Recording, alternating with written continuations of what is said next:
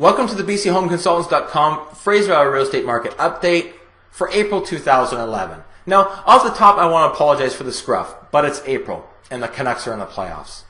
In this series of videos, we look back at the previous month's stats to get a sense of what's happening in the Fraser real estate market. So let's look back at March. We saw active listings increase 6.3%, up to 9,228 homes, something we typically see at this time of the year. We saw sales come in at 1,818 properties, up 42.1% over February, making it the most active March we've seen since 2006.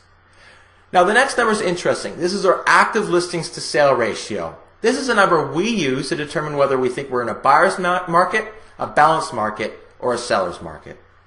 Now this number would indicate we're in a balanced market because anything from 18 to 22% is deemed to be balanced. Anything below 18% is a buyer's market, and anything over 22% is a seller's market.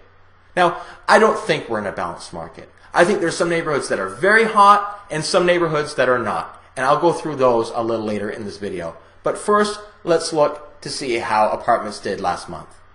We saw an increase on the benchmark price for apartments up 1.1% over the previous year. We saw the average days on market increase to 57.6 days, up 6.4 days, and we saw the sale to list ratio come in at 96.84%, but that remains almost unchanged from the previous year. Now, when it comes to townhomes, we saw almost no change to the benchmark price. We saw the average days on the market increase to 46.3 days, up 11.5 days, and we saw the sale to list ratio come in just under 98%, and once again, almost unchanged from the previous year. When we look at detached homes, we saw the benchmark price increase 0.9% over the previous year.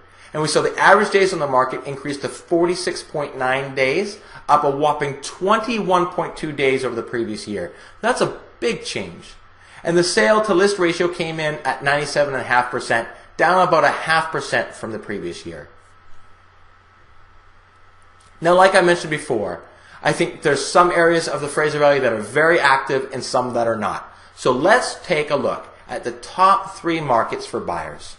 Those areas are Mission Townhomes, Abbotsford Homes, and Langley Apartments. These 3 markets came in most into a buyer's market. In fact, they came in around 13 to 14%, keeping in mind that a balanced market is 18 to 22.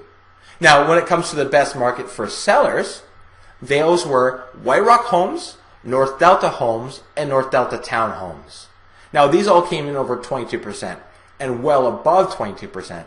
In fact, White Rock Homes came in over 50%. That means last month, more than half the active listings on the market in White Rock were consumed.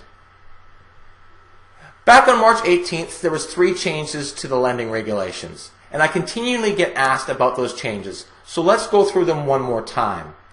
Those 3 changes were as follows. The first one was the maximum amortization period for an insured mortgage dropped from 35 years to 30 years. Now, how will this affect you? If we take the benchmark price in the Fraser Valley, which is $519,000 for a detached home, and put down 10% at a 4% rate, your monthly mortgage payment will increase $162. Now, your payment does go up, but you keep every penny of that $162. That is all principal. None of that is interest. In fact, when we compare the same mortgage at 30 years to 35 years at the benchmark price, you save over $65,000 in interest by increasing your payment $162, and you pay off your mortgage 5 years earlier. Now, the second change was the maximum you can refinance your house for, and that's 85%. So if you want to pull some money out to put on an addition or pay off some bills, the most you can take out of your home is 85% of its value. Now, the third change won't affect many of you. This was a fact that the government will no longer back line of credit type mortgages. So if you want to have a line of credit type mortgage, you're going to have to put down at least 20% on the purchase.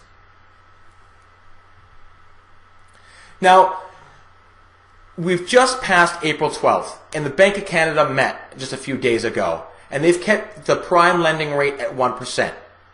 The next time they meet is May 31st.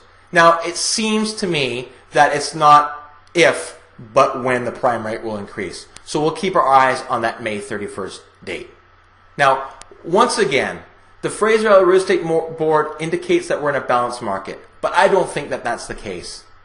So if you want to know where your property sits in today's market, give us a call, drop us an email at tmb@bchomeconsultants.com, or go to our website at bchomeconsultants.com. Let us know, and we'll get those numbers out to you right away. See you next month.